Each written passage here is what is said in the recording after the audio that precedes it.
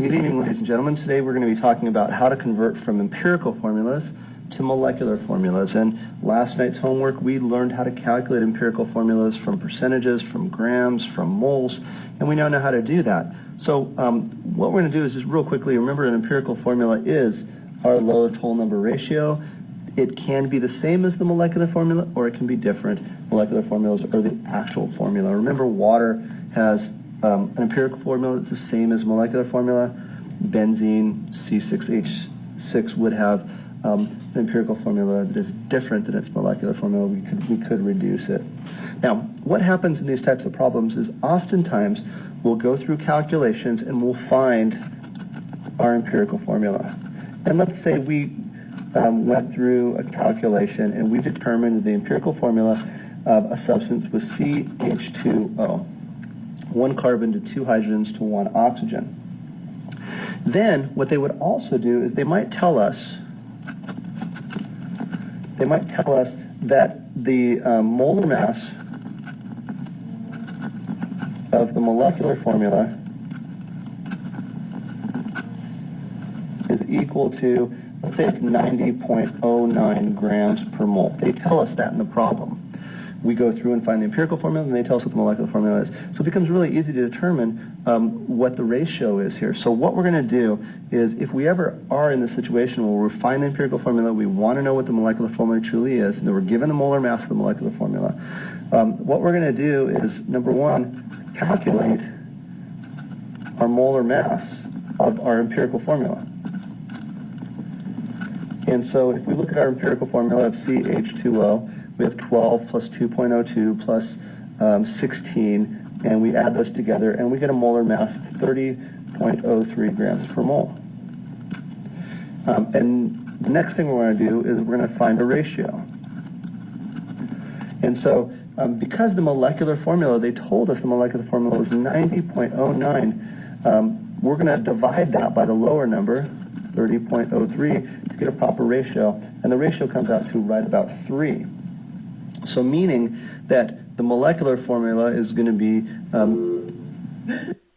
okay, so we find out the ratio is 3. So now we just take our empirical formula, CH2O, and we're going to multiply everything by 3, and that gives us C3H6O3. And if we want to double check, we can calculate the molar mass of this, and the molar mass should come out to be 90.09, which is the right ratio. So we can easily calculate from one thing to another. So let's do a real quick sample problem here. So this problem, we're going to deal with ethylene glycol, which is the main component in antifreeze that would be put in a radiator to keep it from freezing in cold winters and boiling over in hot summers.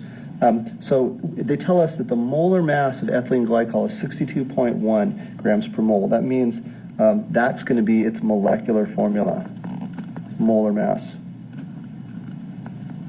That's the one we're going to use to compare. They tell us the percentages, 38.7 carbon, 9.7 hydrogen, 51.6 oxygen, and we want to calculate the empirical formula first, which we definitely know how to do. And so just flip the page here, and we'll do a real quick calculation. Assume a 100-gram sample, 38.7 grams carbon, 9.7 grams hydrogen, and 51.6 grams oxygen. And we're really good at this. All we need to do is convert grams to moles, just like that little flow chart. So I'm going to try to do this fast. 12.01 grams carbon, 1.01 grams of hydrogen, 16.0 grams of oxygen.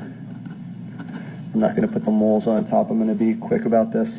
And I get 3.222 moles carbon here, 9.604 moles hydrogen, and I get 3.225 moles of oxygen. And I left those numbers already because I can see a ratio forming that's not going to be too bad to deal with. Now I'm at moles. I want to get to empirical formula, divide by the lowest. So I'm going to divide everybody by 3.22. And so hopefully you can see that you're going to get carbon 1, hydrogen 3, and oxygen 1, more or less. This is our empirical formula. Now what we want to do next on this empirical formula is we need to calculate the molar mass. I'm going to breathe that MM. We calculate the molar mass. calculate the molar mass, 1 carbon, 12, 3.03 hydrogen, 16, should come out to be about 31.04 grams per mole for that guy. Now, what we're going to do is go way back to the beginning of the problem and look at the molar mass of the molecular formula, which was given to us as 62, another number I like. So we're going to do a ratio. Once again, put the larger of the two, 62.1 on top, 31.04 on the bottom. You should be able to see it's a 2. So we're going to take our empirical formula, CH3O, and we're going to multiply this guy by 2, and so we get C2H6O2. We could go through and calculate the molar mass, but I have a feeling it's probably going to come out to be 62.1. So there is our molecular formula, and we've calculated our empirical formula there as well. I'm going to do another type of problem that's similar yet different, and this type of problem is called the combustion analysis problem. Now, combustion, hopefully you should recognize, refers to burning. And typically what's going on with combustion analysis problems is we have a hydrocarbon, which is a substance typically made of hydrogen, carbon, and many, many times oxygen as well, and sometimes they even throw in a little nitrogen. We'll deal with that later. We're going to burn it, and you got to give it some oxygen. And what we're going to do is we're going to form water, and we're going to form carbon dioxide, which are typically the products of a combustion reaction, hydrocarbons burning an oxygen. Now, what we're going to do is we're going to take our water, and we're going to use that to find our moles of hydrogen. We're going to take our carbon dioxide, we're going to use that to find our moles of carbon. From these two, we're going to find our moles of oxygen, and I'll show you how to do that here in a minute. Essentially what these problems do is they have the ability to capture the water, and then you can measure it at the end using the mass, and then capture the CO2, and then take the mass of it at the end.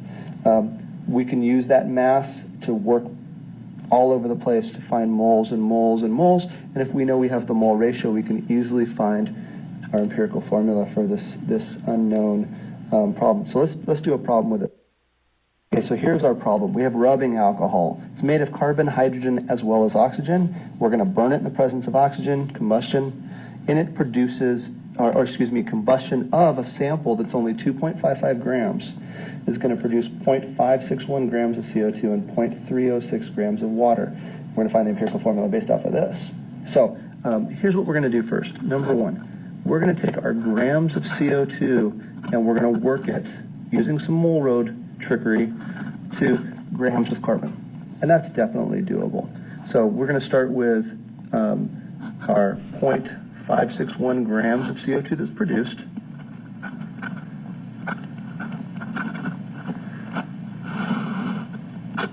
And what we're going to do is, like I said, we're going to work at the grams of carbon. First step that we're going to undertake is we're going to go grams of CO2, and we're going to try to work it to moles of CO2, and we know how to do that. It's a real easy conversion. We're going to just do 1 mole of carbon dioxide, and we'll just do the molar mass of carbon dioxide, which is 44.01 grams of carbon dioxide. So now we've converted it to moles of CO2. Next thing we're going to do is we're going to take moles of CO2, and we're going to convert it to moles of carbon. Now, hopefully you can recognize that in 1 mole of CO2, we have 1 mole of carbon. It's a 1-to-1 ratio based on what we talked about yesterday and how we can take ratios. So we're going to say 1 mole of CO2 is 1 mole of carbon, because really there's only 1 carbon in any CO2 molecule. Now it just becomes an easy conversion between moles of CO2 to grams of CO2, and so we're going to do 1 mole. I'm sorry, I said CO2, I meant carbon, because now we're at carbon. And we're just going to do the molar mass, grams of carbon, 12.01. That gives us grams of carbon produced. And my calculation should show me that I have 0.153 grams of carbon made. Now what I'm going to do is something similar. I'm going to take the water mass that was captured, and I'm going to work it to grams of hydrogen. So I was given 0.306 grams of water, and I'm going to work this to grams of hydrogen. So again, once again, we're going to do grams to moles of water. 1 mole of H2O, 18.02 grams of H2O, which is its molar mass. Now there's a trick on this next one, where when we go moles of water to moles of hydrogen, hopefully you recognize in 1 mole of H2O, you have 2 hydrogens. So you have 2 moles of hydrogen. There's the difference between the CO2. Now we're going to do 1 mole of hydrogen to 1.01 grams of hydrogen. So don't forget that 2 there. That's a really important piece to leave in there. Most common mistake students make is they leave that out.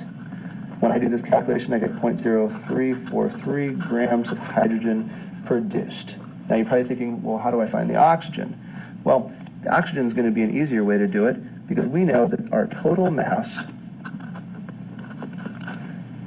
of our sample is going to be equal to the mass of hydrogen plus the mass of carbon plus the mass of oxygen. And we already know what the total mass is. It was given to us in the problem. That's how much you burned. We just calculated the mass of hydrogen. We just not calculated the mass of carbon. All we have to do is subtract out to get the mass of the oxygen. So we're going to take our total mass that was given to us previously in the problem, which was the amount burned, 0.255 grams, total mass. We found our mass of our hydrogen, 0.0343 grams of hydrogen. We found our mass of carbon, and our mass of carbon was 0.153 grams of carbon. And so we just add those 3 up to get our mass of oxygen. I'm sorry, say that, let me take that back. My algebra is very poor there. We're going to take 0.255 and we're going to subtract 0.043 and 0.153. Now my algebra is better. That comes out to an answer, and double check it on your side, 0.0677 grams of oxygen. Now we are at a place where it just becomes an empirical formula problem. Grams to moles, divide by the lowest number of moles, get your empirical formula. So let's do that really, really quickly here. So we've now found everything. So we'll start with our 0.153 grams of carbon. We also have 0.0343 grams of hydrogen, and we just found 0.0677 grams of oxygen. It becomes an empirical formula at this point. Divide by molar mass of each to get moles. And we're going to get 0.0127 moles of carbon, 0.0339 moles of hydrogen, 0.00423 moles of oxygen. What do we do now? Hopefully you're thinking to yourself, I know what we do now. We're going to divide by the lowest to give our empirical formula.